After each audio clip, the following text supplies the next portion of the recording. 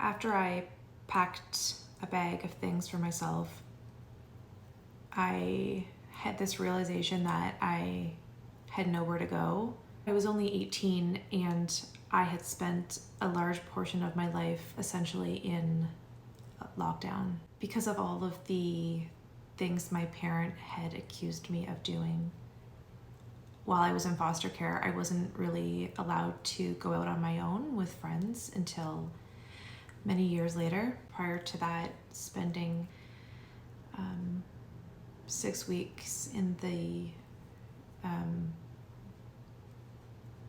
that treatment facility. Because of those experiences and me not being able to grow up like a normal teen does, I feel like I lacked a lot of essential life skills. My grandparents would never allow me to be homeless, but when this situation happened, they were up north at their cottage, and they didn't have a phone. They didn't have a cell phone. So I truly had nowhere to go. As much as I struggled with the police officers that were there that night, they did ultimately make the decision to ensure that I wasn't just being put out on the streets. They ended up driving me 45 minutes to a different city, to a women's homeless shelter. I was at the homeless shelter for 2 nights. On the second day, one of the people who worked at the women's shelter told me that I actually had received a message from my nan and pa and to call them back when I was available. I called my grandparents. They were back in town, and they had received the voice message that I had left them. There was also a voice message there from the social worker who took Ryan, and there was also a voicemail left by my parent letting them know what they were doing with Ryan. Speaking to my grandparents for a short period of time, they packed up their things and drove to the women's shelter to get me immediately. When I got back to their house, they had me listen to the voice messages that the social worker and my parent had left for them. It was the first glimpse that I had gotten into what had conspired. The day that my parent had woken me up and asked to take Ryan to visit their in-laws or whoever they were visiting, they never did do that.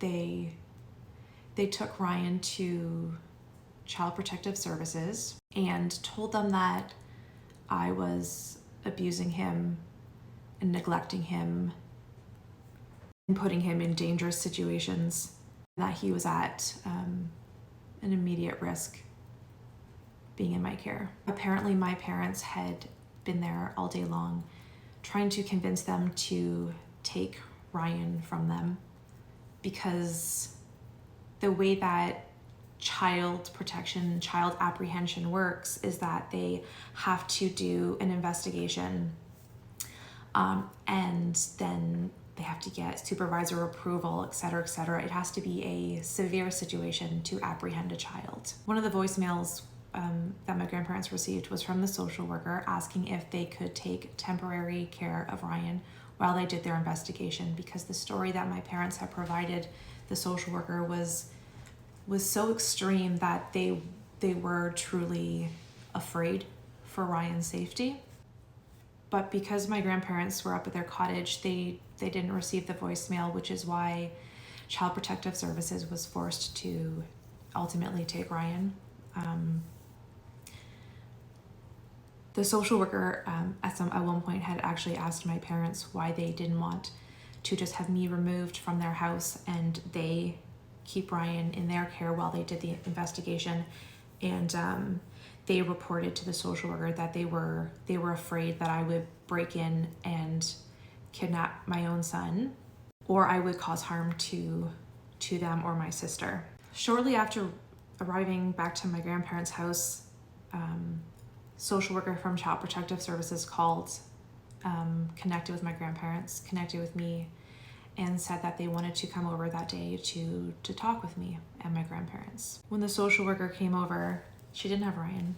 My grandfather, and I, we were really confused. Obviously, we had never been through something like this before, and we didn't know what the process was. The social worker said that they needed to do an investigation, and unfortunately, because it was my parents who made the accusation, they were taking it very seriously because I was living with them.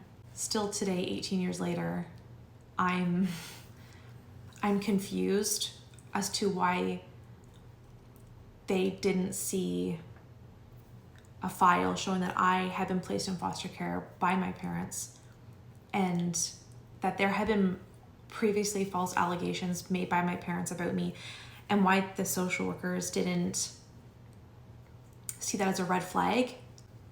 Because when they saw Ryan, he would have had no bruises on him. He was a chunky little thing. Clearly not a baby that was being neglected or abused. But that's in the past, and I will never know what the thought process was. When the social worker arrived, we were explained in details what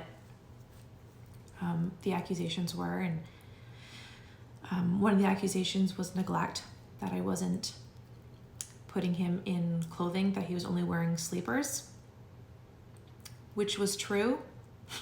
I remember both my grandmother and I almost laughing at it in anger, because Ryan was a newborn baby. He was about a month and a half old, and I didn't agree to putting him in jeans and a t-shirt to make him look like a cute little old man. I wanted him comfortable. So every morning he would get on a new sleeper and a new diaper, obviously. And he spit up a lot from the formula. So he was changed numerous times, even throughout the day. The other allegations were that I wasn't feeding him properly, that I would go hours without feeding him, which again was so outrageous because Ryan was born at 36 weeks and he was this tiny, very slim newborn baby. But within a matter of a month and a half, he became a very plump, round baby. Again, by looking at him, you could see that he was a fed baby.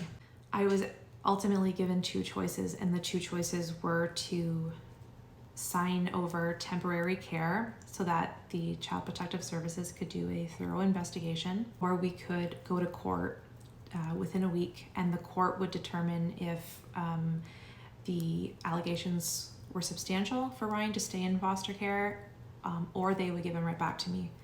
The social worker, however, did warn me though that if we went the court route, that I could risk having the court give Child Protective Services custody of Ryan, essentially Crown Ward, and that the process would take much longer than the temporary care agreement. I was terrified that I was going to lose Ryan longer, so I agreed to a temporary care agreement, and I lost Ryan.